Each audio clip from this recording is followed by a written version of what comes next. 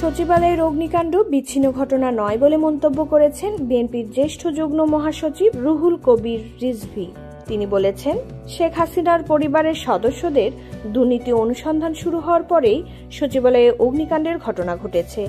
আজ শুক্রবার রাজধানীর কাকরাইলে ডিপ্লোমা ইঞ্জিনিয়ার্স ইনস্টিটিউশনে জাতীয়তাবাদী 88 এসএসসি ব্যাচ আয়োজিত এক আলোচনা সভায় রিজভী এ মন্তব্য করেন। রুহুল কবির রিজভী বলেন, এখনও বিভিন্ন উপায়ে গণতন্ত্র বিরোধী শক্তি এবং পতিত স্বৈরাচারের দোসররা নানাভাবে কাজ করছে। একটির পর একটি ঘটনা সারা দেশের মানুষকে ভাবিয়ে তুলেছে, আতঙ্কিত করছে, উদ্বেগ ও উৎকণ্ঠায় নিমজ্জিত রাখছে।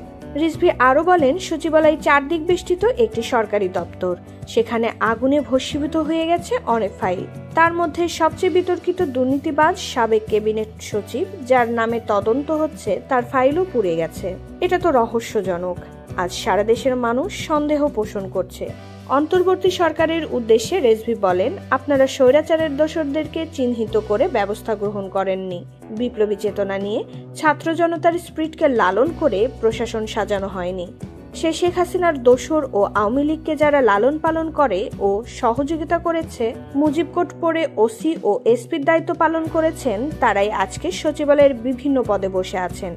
তারা নানান কারসাজির মধ্য দিয়ে এই সরকারকে ব্যর্থ করার চেষ্টা চালাচ্ছেন। রিজভী বলেন, নির্বাচন তো গণতন্ত্রের একটা অনুষঙ্গ। আপনারা এটাকে মাইনাস করছেন কেন? সংস্কার চলবে, নির্বাচন চলবে। আপনাদের স্ব অভিমতগুলো পেশ করবেন। একটি অবাধ ও সুষ্ঠু নির্বাচনের মধ্য দিয়ে জনগণ যাকে ভোট দেবে তারাই সেই সংস্কার নিয়ে কাজ করবে। সেটা না করে আপনারা প্রতিপক্ষ বানাচ্ছেন। নির্বাচনকে আলাদা করে সংস্কারকে বড় করে দেখা হচ্ছে। এটা দুর্বিসন্ধিমূলক মনে হচ্ছে।